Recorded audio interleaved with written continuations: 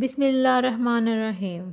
شروع اللہ پاک کے نام سے جو بڑا مہربان اور نہایت رحم کرنے والا ہے۔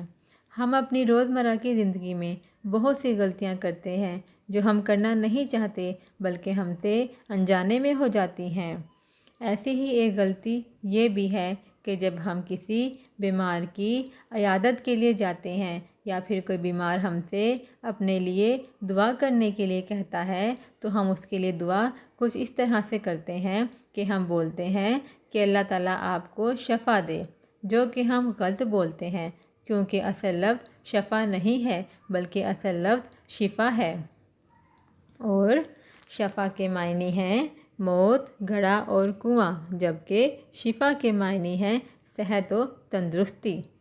اس لیے ہم شفا کا لفظ غلط استعمال کرتے ہیں اور اس طرح سے انجانے میں ہم اپنے ہی پیاروں کو دعا کی جگہ بد دعا دے دیتے ہیں۔